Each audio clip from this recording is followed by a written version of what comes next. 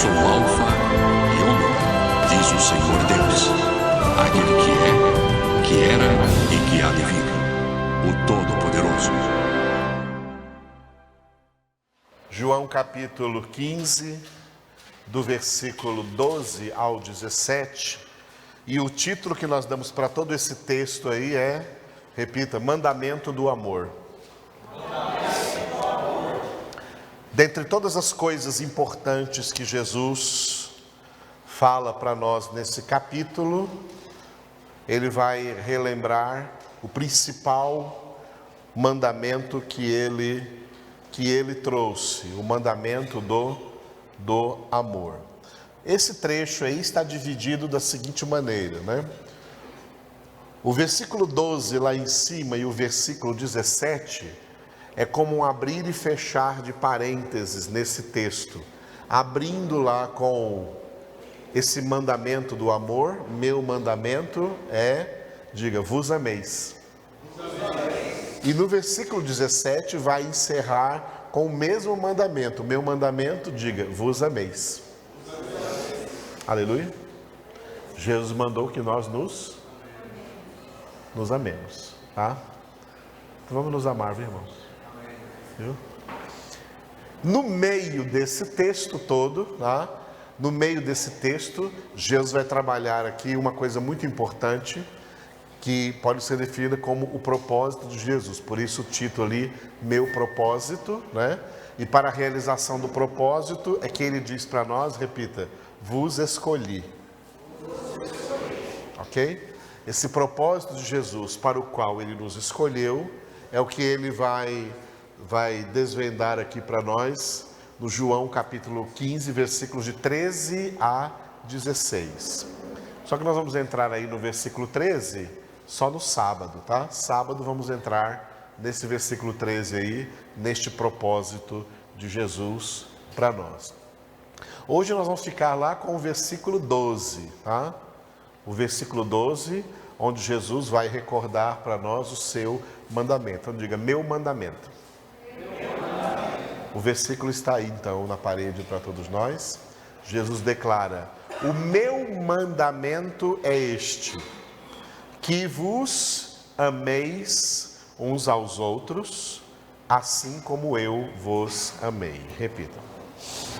O meu mandamento é este, que vos ameis uns aos outros, assim como eu vos amei. Só as mulheres. O meu mandamento é este, que vos ameis uns aos outros, assim como eu vos amei. Agora os homens aí. O meu mandamento é este, que vos ameis uns aos outros, assim como eu vos amei. A última vez todos juntos. O meu mandamento é este, que vos ameis uns aos outros, assim como eu vos amei. Aleluia. Glória a Deus. Eu faço questão de sempre relembrar a vocês uma coisa que sempre que o Espírito de Deus traz essa oportunidade, eu gosto de relembrar. Que a nossa Bíblia é formada de Antigo e de Novo Testamento. O que vem fazer exatamente um Novo Testamento se já existia um Antigo Testamento? Se já existia um Antigo Testamento, o que vem fazer um Novo? Exatamente, substituir. O Novo Testamento, ele vem substituir o Antigo Testamento, porque o Novo Testamento é o testamento da nova aliança que veio substituir a antiga aliança. A obra de Deus na face da terra, ela se resume em duas alianças. A antiga aliança com Israel, os descendentes segundo a carne de Abraão, e a nova aliança, os descendentes espirituais de Deus em Cristo Jesus, no sangue do Cordeiro. Então eu pergunto, o que o Antigo Testamento faz na nossa Bíblia? O Antigo Testamento está na Bíblia Sagrada exclusivamente para um propósito: para ser interpretado à luz do Novo Testamento. Existem por aí muitas pessoas, especialmente pregadores, pastores, até gente que a si mesmo se chama de teólogos, que estão ensinando, pregando, trazendo coisas do Antigo Testamento para a igreja, sem o discernimento, sem a luz do Novo Testamento. E por isso criam muitas heresias, tá? São esses tipos de heresias que fazem uma coisa com a igreja cristã, que é judaizar, tornar cristãos judaizantes. E por isso que você ouve notícias por aí de igrejas que gostam de ostentar dentro da igreja a bandeira de Israel, ou gostam de usar elementos judaicos no culto cristão, vestes sacerdotais, arca da aliança, candelabro de Israel. Teve até um que construiu um templo de Salomão aí em São Paulo e vive lá se vestindo como se fosse um levita, aí carregando a arca da aliança e fazendo campanhas com o povo através de arcas da aliança. Em Jeremias capítulo 3, versículo 16, está escrito que a arca da aliança não é mais para ser lembrada, e não é nem para se lembrar dela, e nem é para fazer outra, porque a arca da aliança fazia parte do culto do Antigo Testamento. E o templo de Salomão, que estava lá ainda construído, destruído e reconstruído pela terceira vez na época de Jesus, Jesus falou assim: não ficará pedra sobre pedra, porque os verdadeiros templos de Deus somos nós. Nós somos o templo de Deus. Deus não habita em templos feitos pelas mãos dos homens. Por mais, caro que saiam esses templos, tá? Esses templos por aí, saem muito caro, muito dinheiro em cima desses templos para atrair religiosos. E não vale absolutamente nada diante de Deus todo esse dinheiro, porque os verdadeiros templos de Deus são seus filhos, somos nós. Portanto, o Antigo Testamento está na Bíblia para ser interpretado à luz do Novo. E quem não interpreta o Antigo Testamento à luz do Novo, comete erros.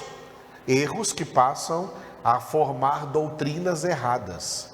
E essas doutrinas erradas são chamadas de heresias, porque elas têm o poder de fazer as pessoas acreditarem nelas, e essa fé que leva as pessoas a acreditarem nessas heresias é uma fé não salvífica. Elas perdem a salvação, porque a salvação significa crer na verdade. Quem crê numa coisa mentirosa é uma fé?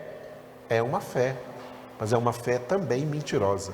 É uma fé que não salva. Budistas têm fé em Buda. Muçulmanos têm fé em Alá. Católicos têm fé nas imagens. A fé em Maria, que é Maria intercessora, é rainha do céu. Isso não existe. E tem fé? Tem, é fé. Mas essa fé não salva.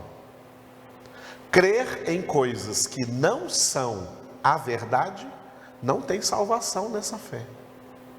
Ainda que essa fé possa até produzir milagres, mas não tem salvação nesse tipo de fé. A fé genuína, mediante a qual nós somos salvos, justificados, para citar 2 versículos do apóstolo Paulo, Efésios 2:8, pela graça sois salvos, mediante a fé, e isso não vem de vós, é dom de Deus. E Romanos capítulo 5, versículo 1, justificados, pois, mediante a fé, temos paz com Deus, por meio de nosso Senhor Jesus Cristo. Essa fé é a fé que, segundo Romanos 10:17, ela vem por meio da pregação da palavra de Cristo. A palavra que é o próprio Cristo, que é o Verbo de Deus. Essa é a fé salvífica. Por isso, quando alguém pega elementos da própria Bíblia e interpreta de maneira errônea, criando heresias, as pessoas que acreditam nessas heresias, elas vão para o inferno, elas são condenadas, porque elas não estão crendo na verdade. Tanto quem pregou essas heresias, como quem acreditou nessas heresias, vai para o inferno. Porque a mentira não leva para o céu, é a verdade que leva para o céu. E a verdade é Jesus. Eu sou o caminho e a verdade e a vida. Ninguém, sem exceção, ninguém vem ao Pai senão por mim. Foi isso que Jesus disse? Sim. Jesus, então, é toda a palavra de Deus. Portanto, devemos ter cuidado para interpretar o Antigo Testamento sem a luz do Novo Testamento. Uma vez, João, o próprio João que escreveu esse evangelho, junto com o irmão dele, Tiago, estava interpretando o Antigo Testamento diante de Jesus, sem a luz do Novo Testamento. Foi uma vez que Jesus queria entrar numa aldeia de samaritanos, e os samaritanos não quiseram receber Jesus. O que Tiago e João lembraram? Lembraram de Elias no Antigo Testamento. Eles lembraram de Elias, que Elias fez chover fogo do céu e matou os generais lá do rei Acabe. Os generais chegaram e falaram assim: homem de Deus, se eu sou homem de Deus, caia fogo do céu agora sobre vocês. E caiu e matou os generais. Tiago e João estavam se sentindo Elias ali com Jesus. Senhor, quer que nós peçamos fogo do céu? Deixa a gente fazer isso. Quer que nós peçamos fogo do céu e caia sobre eles? Jesus falou: não façam isso. Não sabeis de que espírito sois? Eu não vim para perder vidas, eu vim para salvar vidas. Olha o que Jesus disse para ele, está vendo? Isso aconteceu lá no Antigo Testamento com Elias. Não queira trazer isso para agora, porque Deus não quer isso agora. Deus não quer ninguém pedindo fogo do céu sobre a vida de ninguém, não. Não faz parte disso da nova aliança, isso é da antiga aliança. E estava lá João e Tiago querendo pregar a antiga aliança aqui na nova, quando Jesus já chegou. E Jesus os corrigiu. Não é mais assim não. Agora é diferente, queridos, agora é comigo aqui. Agora é comigo. Não é mais o fogo. Não vamos pedir fogo sobre a humanidade, não. Só Deus pode mandar o fogo e Ele vai mandar na hora certa, fica tranquilo. Mas agora não. Então, quem interpreta o Antigo Testamento sem levar em consideração o Novo Testamento, vai cometer erros, indubitavelmente. Por isso, o cristianismo por aí está cheio de erros, tá? Está cheio de erros.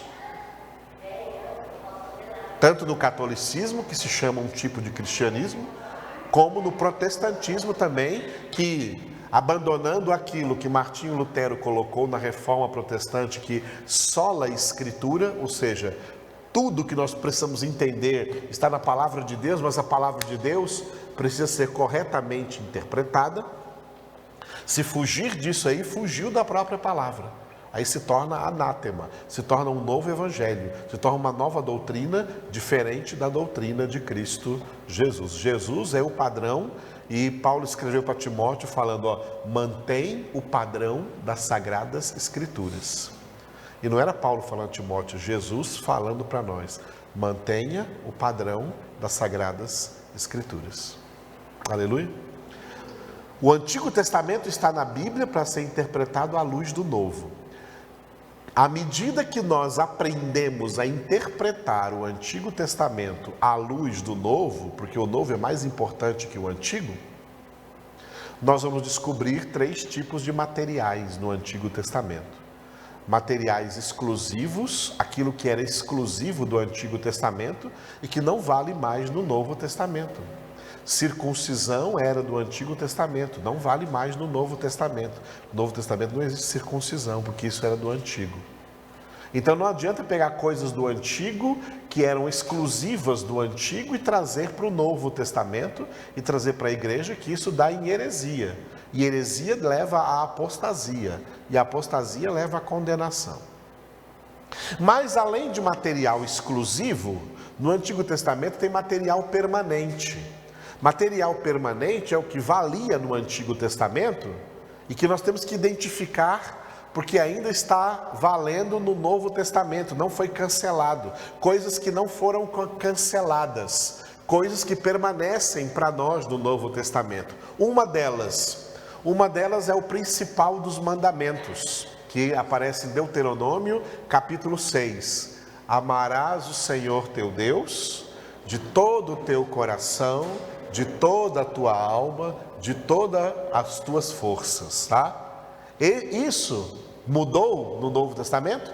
Não mudou. Nos Evangelhos, Jesus volta a ressaltar, né? O primeiro, o maior e o mais importante de todos os mandamentos é: amarás o Senhor teu Deus de todo o teu coração, de toda a tua alma, com todas as tuas forças.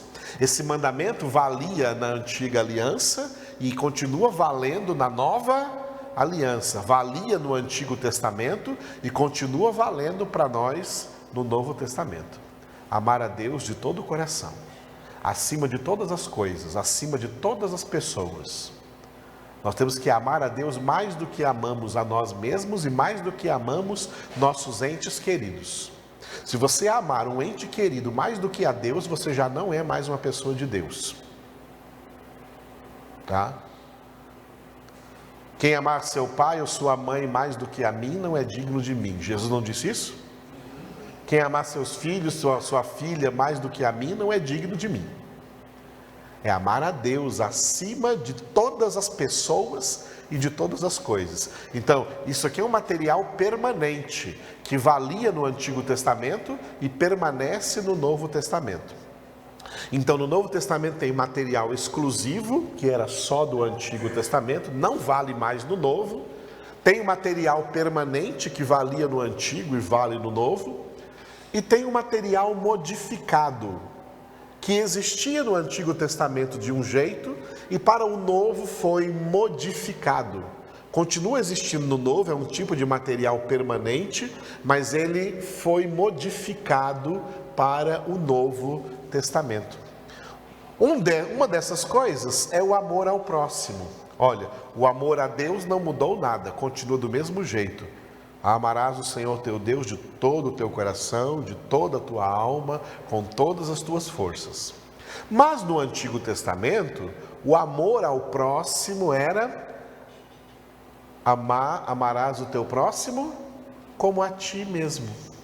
Ou seja, ame o teu próximo como você ama a si mesmo. Foi a partir daí, tá, que se surgiu uma coisa igualitária nessa relação de amor ao próximo.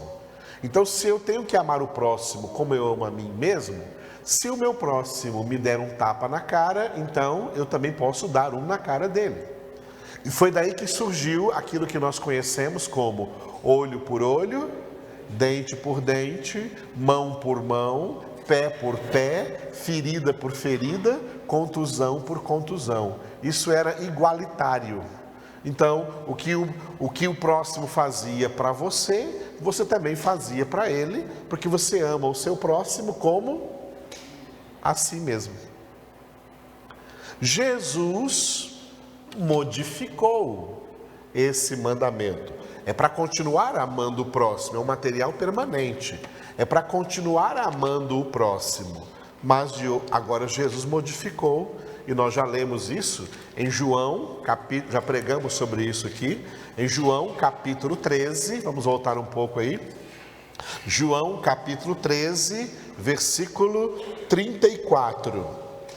João capítulo 13, versículo 34, onde Jesus declarou: novo mandamento vos dou, que vos ameis uns aos outros. Assim como eu vos amei, que também vos ameis uns aos outros. Repitam.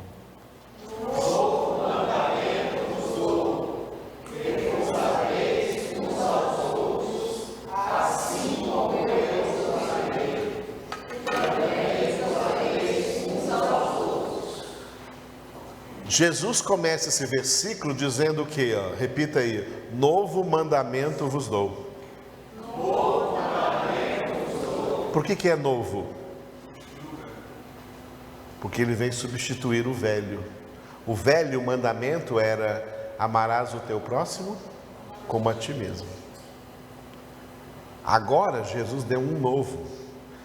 Eu vou dar para vocês agora um novo mandamento, substituindo o velho. E além de substituir o velho, o que ele está fazendo? Ele está aperfeiçoando o velho. Porque o velho mandamento era: amarás o teu próximo como a ti mesmo. Mas agora o novo mandamento é amar como Jesus amou. Amar o próximo como Jesus nos amou. Modificou o mandamento? Modificou? Se não tivesse modificado, não seria um novo mandamento. É um novo mandamento porque ele foi modificado. Foi modificado para melhor ou para pior? Para melhor. Outra pergunta: foi modificado para mais fácil ou para mais difícil? É verdade. Amar o próximo como a mim mesmo? Tá para mim, é fácil de fazer isso. Agora, amar o meu próximo como Jesus me amou, isso é uma meta que eu tenho que atingir ainda, porque nenhum de nós chegou lá. Nós temos que lutar para chegar. Isso faz parte da mesma meta da nossa santificação. À medida que nos santificamos, é que vamos aprendendo a amar como Jesus nos amou. Não é fácil, não, é difícil. Mas Jesus colocou exatamente essa característica como a marca que identifica um discípulo.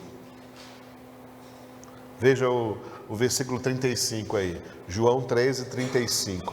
Nisto conhecerão todos que sois meus discípulos, se tiverdes amor uns aos outros. Repitam. Nisto conhecerão todos que sois meus discípulos, se tiverdes amor uns aos outros. Então, um discípulo, Jesus está dizendo que um discípulo será conhecido como discípulo dele, não pelo jeito que prega, não pelo jeito como se veste, não pelo jeito como fala, não por nenhuma outra característica da sua vida, mas porque ama.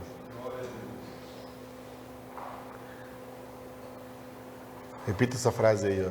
Discípulo de Jesus é conhecido pelo amor. Discípulo de Jesus é conhecido pelo amor. E aí, como é que está o teu amor? Como é que está a sua prática do amor? O apóstolo João escreveu lá em 1 João: filhinhos, que é isso? Não amemos de palavras, nem com a língua, não de falar, mas por atos e em verdade. O amor não é provado em palavras. Eu te amo. O amor é provado em atos, atos concretos, em gestos concretos.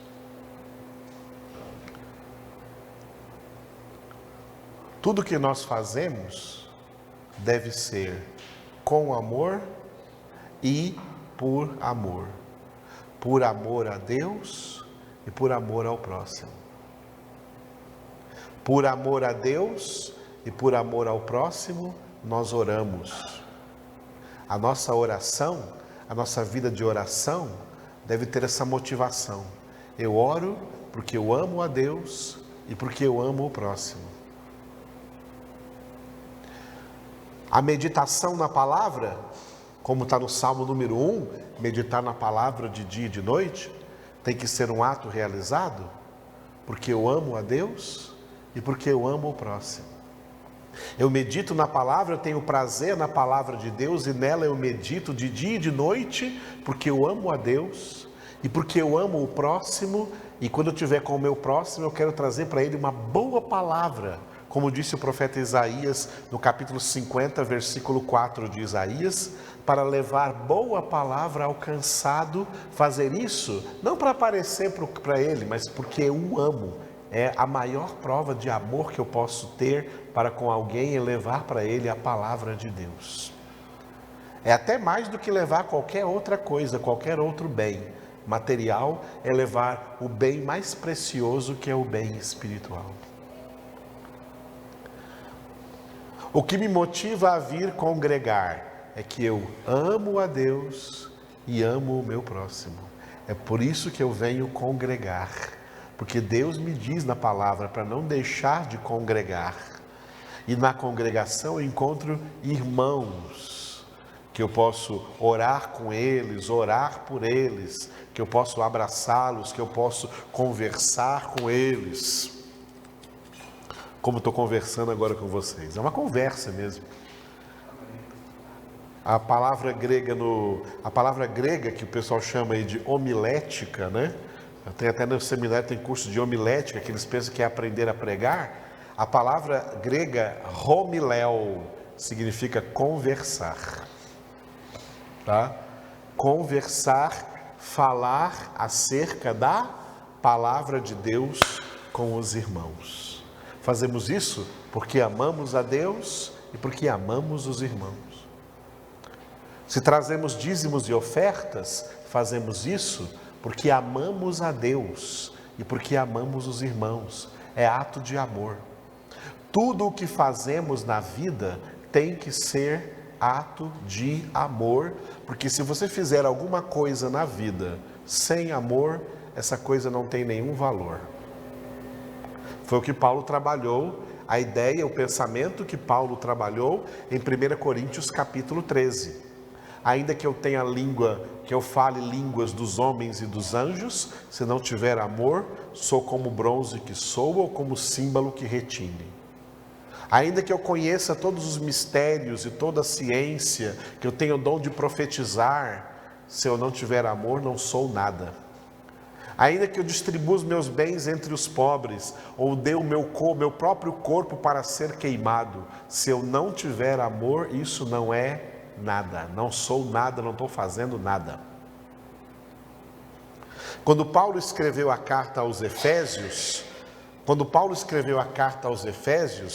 né, ele escreveu assim, lá no versículo 15 do capítulo 1, Efésios 1:15, você pode ver lá, Paulo falou assim, olha, por essa causa, né, eu não cesso de dar graças a Deus, tendo ouvido falar da vossa fé em Cristo Jesus e do vosso amor para com todos os santos.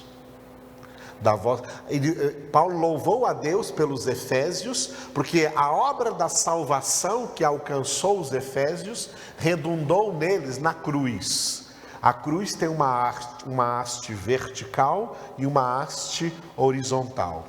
Na haste vertical, a fé em Jesus Cristo. Eu ouvi falar da vossa fé em Jesus Cristo. E na haste horizontal, eu ouvi falar do vosso amor para com todos os santos. Os Efésios decaíram. Chega lá no Apocalipse capítulo 2, a primeira igreja das 7 igrejas da Ásia Menor, que recebe uma mensagem de Jesus, é a igreja dos Efésios.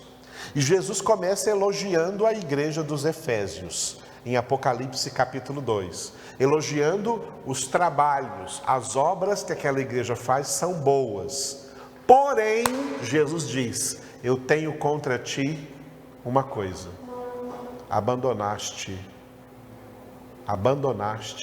o teu primeiro amor. Quando Paulo escreveu para os Efésios, Paulo estava admirado da fé deles em Cristo e do amor para com todos os santos. Quando chegou em Apocalipse capítulo 2, a igreja dos Efésios havia esfriado no amor. Continuava fazendo muitas obras, mas não tinha mais o amor.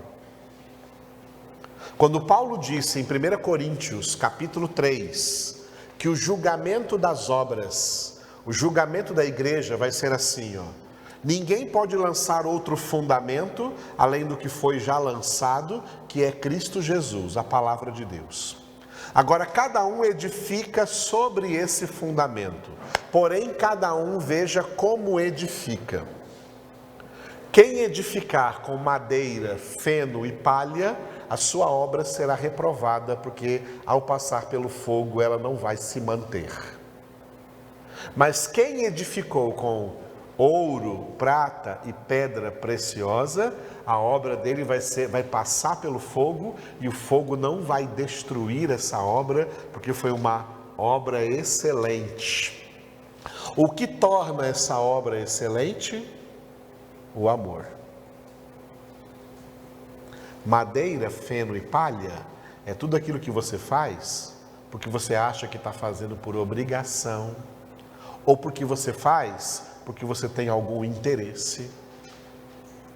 Se você faz alguma coisa achando que é por obrigação, ou porque está atrás de algum interesse, seja ele qual for, você já não faz isso por amor. E ainda que o que você faça seja uma obra boa, vai ser madeira, feno e palha, sua obra vai ser reprovada, porque você não fez por amor. Vamos supor que outra pessoa faça a mesma coisa que você faz, só que essa pessoa não faz por obrigação, só que essa pessoa não faz por interesse, essa pessoa faz por amor, com amor, porque ama a Deus e porque ama o próximo. A mesma obra que você fez, ela edificou com ouro, prata e pedra preciosa, porque tinha amor. A falta do amor desvaloriza tudo o que você faz.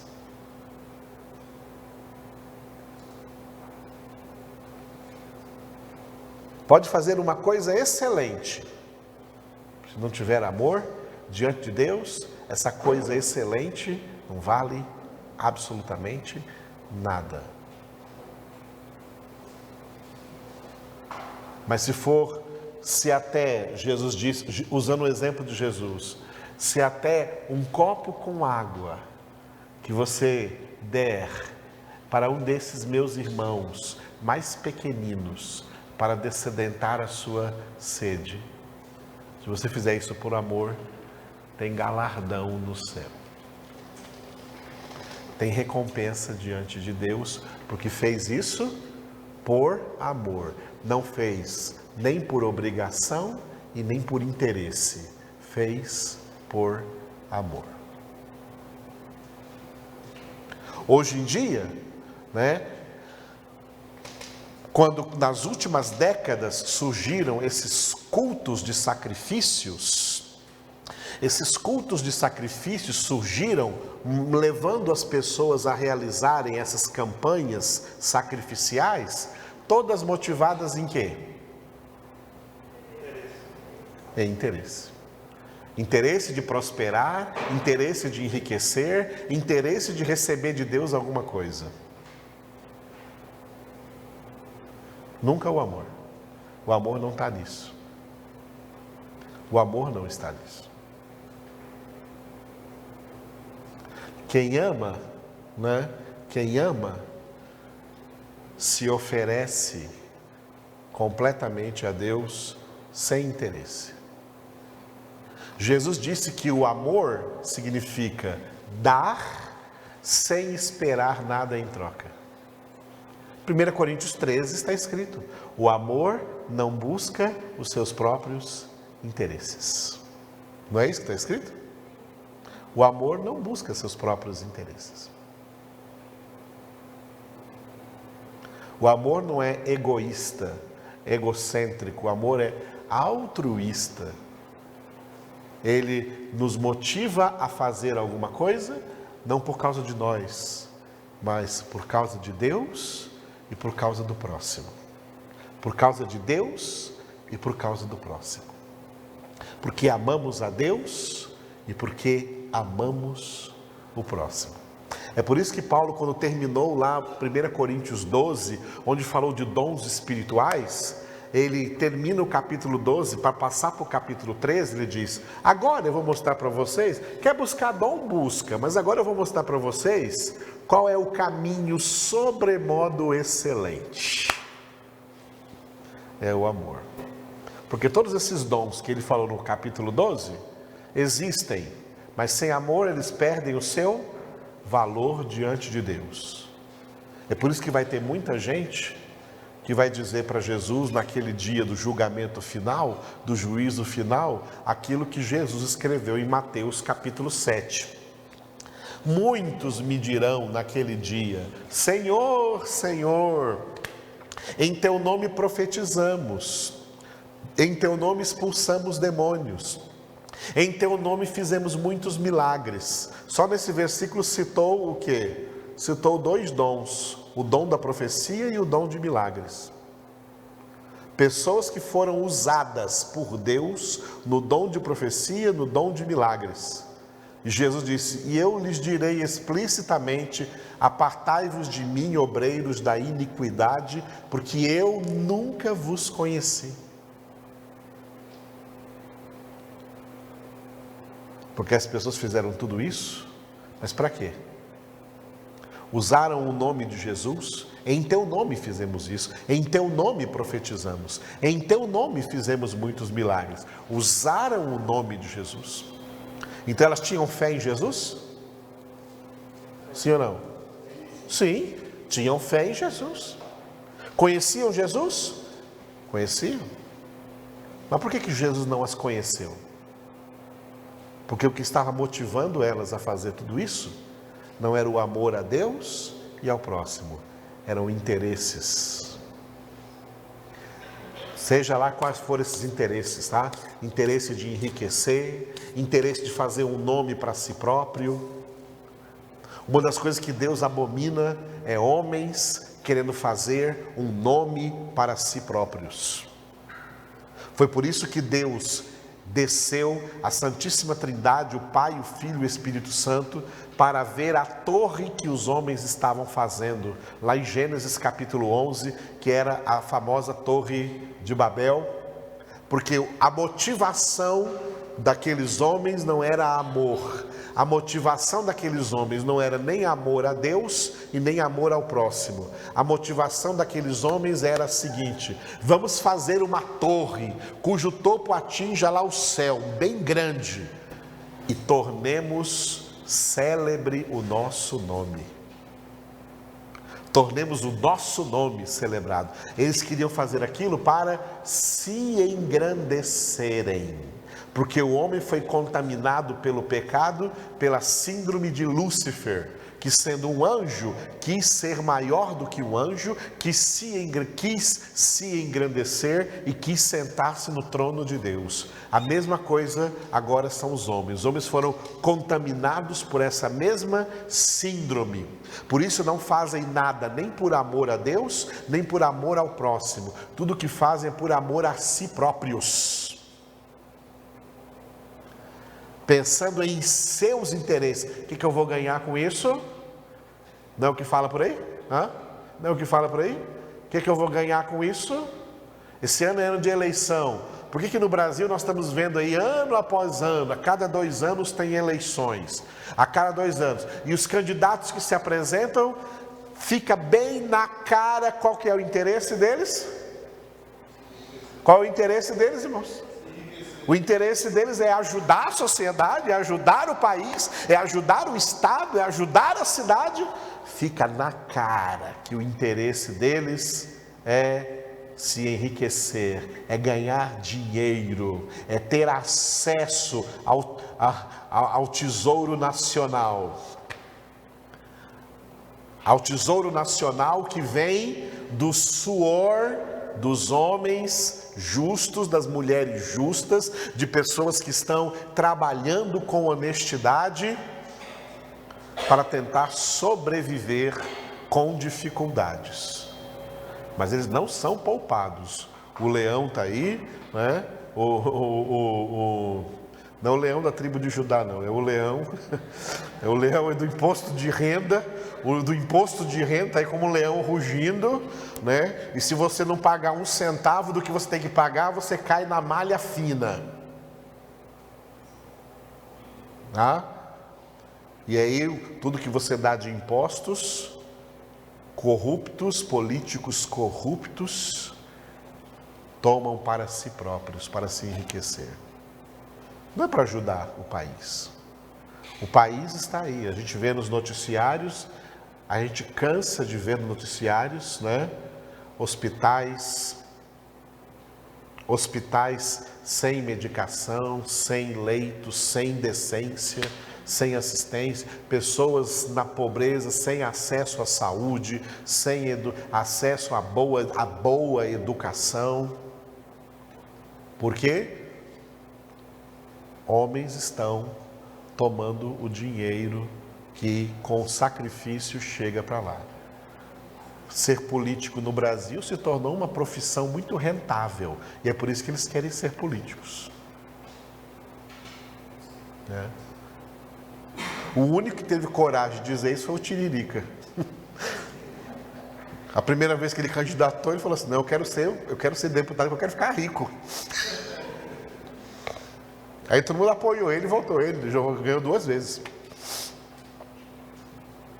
Mas os outros é a mesma coisa. É a mesma coisa, irmãos. E nós temos que orar por eles, em favor deles ainda. Né? Porque a palavra de Deus nos manda fazer isso. Orai por eles. Mas eles vão pagar isso diante de Deus. Diante de Deus, eles terão que prestar contas daquilo que fizeram naquela posição de autoridade que Deus os colocou. Porque toda autoridade é constituída por Deus. Então, Deus vai cobrar deles. Ninguém vai ficar impune diante deles. Mas estou usando isso como exemplo, porque isso é uma febre nacional aqui na nossa nação. Cada ano de política, a gente vê na cara dos candidatos que existem que o que eles querem mesmo é se dar bem na vida, não quer ajudar país, coisa alguma. Não, essa intenção não aparece no coração deles. Eles estão se ajudando. E se ajudando, ajudando seus familiares, ajudando seus entes queridos. Já se falou de nepotismo, mas os políticos enchem os principais cargos que ganham mais dinheiro com parentes seus, com afilhados seus, primos e sobrinhos e tio e não sei o que mais, e marido, e mulher e filho. E às vezes muitas pessoas que estão aí batalhando para fazer concursos, não conseguem ganhar uma vaga, porque essa vaga já foi destinada para alguém que nem fez concurso, mas que tem alguém lá poderoso para comprando essa vaga para essa pessoa. É horrível essas coisas, tá? E isso é um exemplo para nós vermos que não há amor algum no mundo. Quando a Escritura diz, o mundo jaz no maligno, significa que não há amor algum no mundo. O verdadeiro amor só é derramado em nosso coração, pelo Espírito Santo que nos foi outorgado, como está escrito em Romanos capítulo 5, versículo 5. Amor para que nós amemos a Deus e amemos ao próximo, e tudo o que façamos seja motivado por esse amor. Glória a Deus. E por isso Jesus, então, ele no capítulo 15 de João, no versículo 12, ele volta a repetir o novo mandamento que ele havia dado lá em João, capítulo 13, 34. Novo mandamento vos dou, que vos ameis uns aos outros, assim como eu vos amei, que também vós ameis uns aos outros. Aí no João 15, 2, o meu mandamento é este, que vos ameis uns aos outros, assim como eu vos amei. Agora veja o 15 e 17, que é o final daquele trecho, né? Onde Jesus volta a resumir mais uma vez. E isto vos mando, que vos ameis uns aos outros. Repita.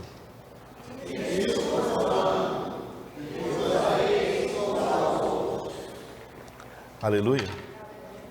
Que vos ameis uns aos outros.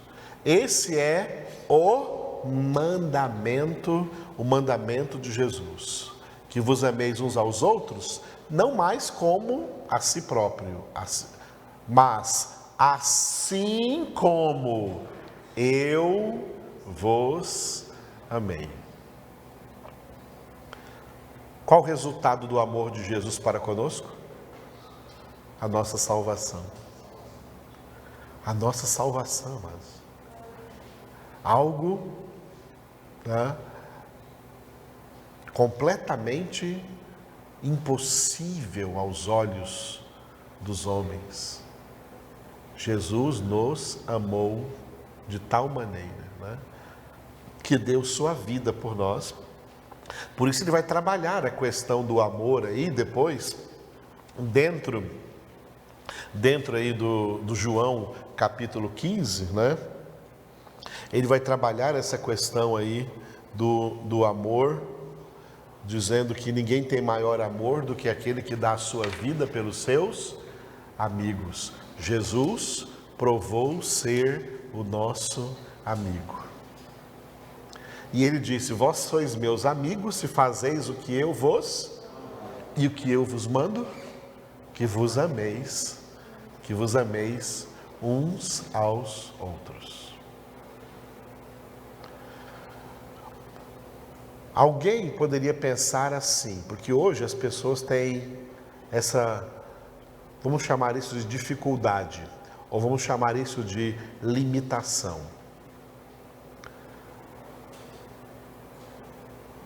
Pela dificuldade e pela limitação que cada um se impõe a si próprio, cada um pode ficar pensando assim: pastor, o que eu faço para provar que eu amo?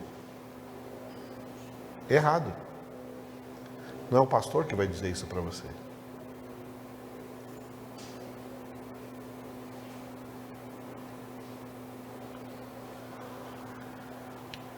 É como se Jesus falasse para você, e nem Jesus vai falar para você: o que eu faço para demonstrar o amor? É como se Jesus falasse para você assim, ó: surprise me. Entendeu isso aí em inglês? Surpreenda-me. Surpreenda-me.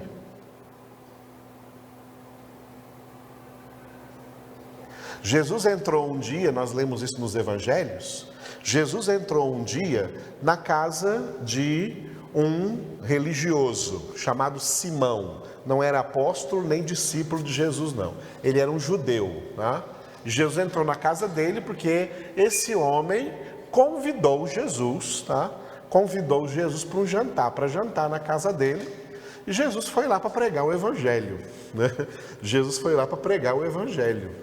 E chegando lá, né, tava lá os amigos judeus, os amigos, todos os fariseus, todos aí das cúpulas da sinagoga, estavam lá na casa desse Simão. E quando Jesus estava com eles assentado para jantar, entrou uma mulher, conhecidamente de todos ali, como uma pecadora, que veio por detrás e, chorando muito, lavou os pés de Jesus com suas lágrimas, enxugava com seus cabelos. E aí os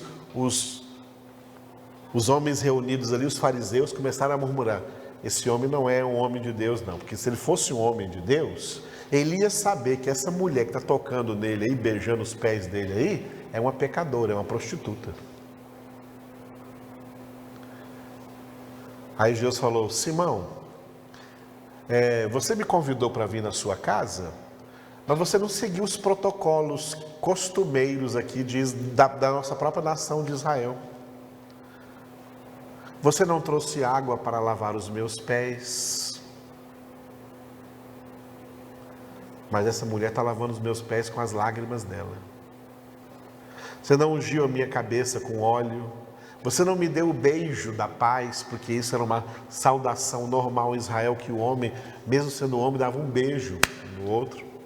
Você não me deu um beijo, mas ela não cessa de me beijar os pés. Como você não trouxe água, você não trouxe uma toalha para secar os meus pés, mas ela está secando as lágrimas delas aqui nos meus pés com seus próprios cabelos. Então eu perguntar para você uma coisa, né? Alguém devia pouco, alguém devia muito, né? E a pessoa para quem essas duas pessoas deviam, perdoou a dívida de ambas. Qual das duas você acha que vai amar mais a pessoa que a perdoou? A que devia mais. Disseste bem. Essa mulher aqui, ela demonstrou muito amor. Você não me demonstrou nenhum amor. É como se Jesus dissesse para você: me recebeu aqui para tentar me pegar em alguma palavra, para me armar alguma armadilha, para mostrar para os seus amigos aí que eu não sou de Deus. Você não me chamou para jantar, você não me chamou para jantar aqui na sua casa, para comer a sua comida aqui na sua mesa, porque você me ama. Mas essa mulher entrou aqui porque realmente tem amor no coração dela. Realmente ela me ama. Por isso seus muitos pecados estão perdoados. Porque ela tem demonstrado muito amor. Aquela mulher surpreendeu Jesus aquele dia. Aquela mulher surpreendeu Jesus aquele dia. Jesus está olhando para nós esperando como é que nós vamos surpreendê-lo. Você está esperando que alguém fale para você o que você tem que fazer por amor? Ninguém vai falar para você.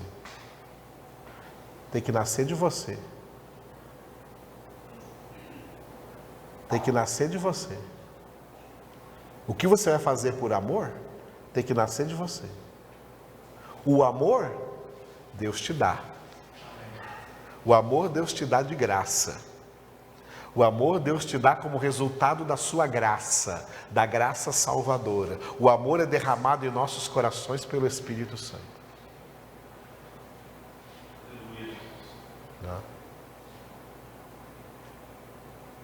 O amor é derramado em nossos corações pelo Espírito Santo. Agora, o que você vai fazer com esse amor? Como você vai provar que realmente esse amor está aí no seu coração? Com as suas atitudes. E quais serão suas atitudes? Você que tem que saber qual que serão elas. Quais serão suas atitudes? Ou você vai fazer alguma coisa quando eu como pastor mandava você fazer alguma coisa? Irmão, faça isso. Eu não gosto de dar exemplos porque o exemplo dá uma sugestão. Então eu não gosto de dar sugestões. Mas eu vou dar só um exemplo, né? Vou dar só um exemplo. Você ora pelo pastor Walter Lúcio todo dia ou só quando eu peço aqui para orar? Ele está muito doente. Está passando inclusive por necessidades financeiras. O único atendimento que ele tem é o SUS, não tem outro acesso. Mas sabe, ele liga para nós e fala assim, eu louvo a Deus porque eu entendo que eu sou um eleito de Deus, o Espírito de Deus está comigo, eu estou nas mãos de Deus, o que Deus quiser fazer na minha vida, Ele pode fazer. Porque eu sou servo dEle, a hora que Ele quiser me levar, eu estou pronto. Só uma sugestão. Eu não gosto da sugestão, porque depois você vai fazer alguma coisa, porque foi dada uma sugestão, e aí não é mais surpresa. O que Jesus diz é, surpreenda-me. Aquela mulher surpreendeu Jesus. Jesus chegou para Pedro e falou assim, surpreenda-me, Pedro. Deixa eu te fazer uma pergunta aqui. Você me ama mais do que todos esses aí? do que todos os demais discípulos meus aqui? Você me ama mais do que eles ou você já acha que o seu amor por mim já está bom do jeito que está e não precisa amar mais do que isso? Surpreenda-me.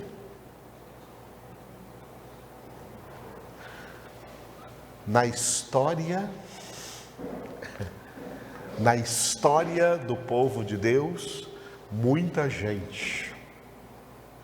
Existiram servos e servas de Deus que agiram com tanto amor em tantas determinadas ocasiões que surpreenderam a Deus. Provando com essa atitude que tiveram que o amor dessas pessoas, era muito grande. O amor era muito grande. Na época do Holocausto nazista, muitos cristãos cederam suas casas para esconder judeus. Judeus que não tinham Cristo, que não eram de Cristo, que não eram convertidos a Cristo. Uma senhora chamada Corey foi uma dessas senhoras que escondeu tantos judeus na sua casa e livrou-os de serem levados ao cativeiro nazista, aos campos de concentrações.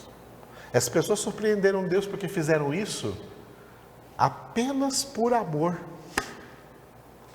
Por amor a gente que não tinha Jesus. Por amor a pessoas que faziam parte do povo para quem Jesus veio, mas não receberam Jesus. E que, por assim dizer, estariam no cativeiro recebendo o que mereciam. Mas teve cristãos tão cheios de amor que acolheram essas pessoas, surpreenderam com as suas atitudes de amor. O amor é uma coisa que pode nos levar a surpreender. Porque uma coisa é você receber amor, e você recebe muito amor.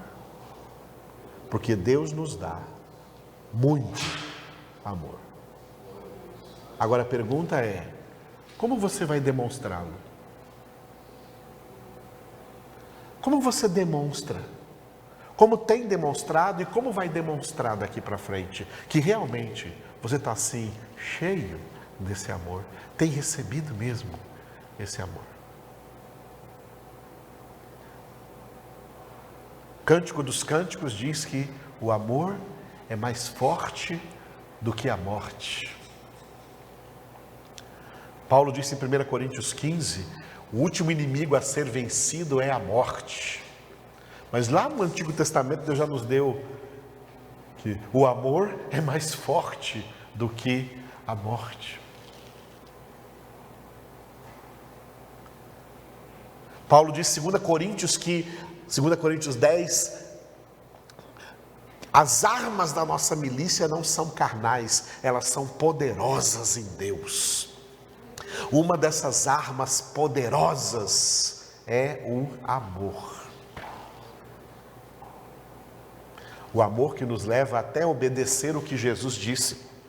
Amai os vossos inimigos, fazei o bem aos que vos odeiam, orai pelos que vos perseguem, abençoai-os, não os amaldiçoeis.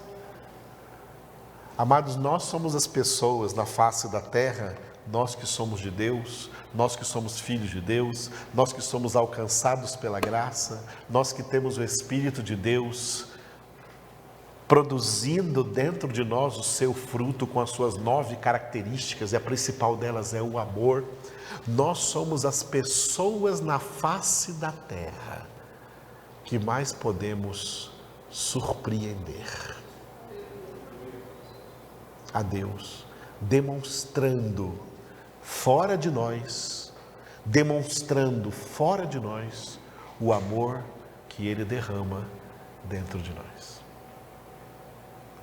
O amor que Ele derrama dentro de nós. Por isso, 1 João está escrito, quem não ama, não conhece a Deus. Por quê? Diga devagar. Diga, Deus é amor. Deus é amor. Deus não ama porque tem amor, Ele ama porque Ele é amor. O amor faz parte da sua essência. E como Pedro disse lá na segunda epístola, no capítulo 1, nós nos tornamos participantes da natureza divina. Portanto, nos tornamos participantes dessa essência divina que é o amor.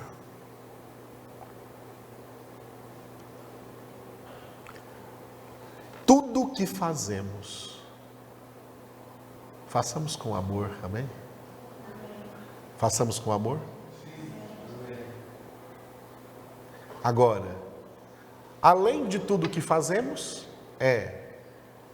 como podemos ainda surpreender? Surpreender é ir além de tudo o que já estamos fazendo. O que eu posso fazer a mais? Não é ninguém que vai dizer para você. Isso é uma questão sua, é uma questão minha, é uma questão de cada um de nós. O Senhor está nos assistindo, o Senhor está nos vendo, os olhos de Deus percorrem toda a terra, o Senhor sonda cada um de nós, o Senhor conhece cada um de nós, o Senhor vê cada uma das nossas ações. E o Senhor diz assim, olha, amor eu te dei, agora vamos ver o que você vai fazer com isso. Amor é um grande talento que eu te dei. Agora, vamos ver o que você vai fazer com esse talento. Vai escondê-lo só para você? Ou vai fazê-lo se multiplicar ao seu redor, ao redor das suas circunstâncias, aí dentro de sua casa? Tem tanta gente cristã que não está amando nem os membros da própria família. Como é que vai demonstrar amor? Pense bem nisso. Ore sobre isso, porque essa palavra é de Jesus para nós. Meu mandamento é este: que vos ameis uns aos outros, assim como eu vos amei. Eu sou o Alfa e Ômega, diz o Senhor Deus, aquele que é, que era e que há de vir, o Todo-Poderoso.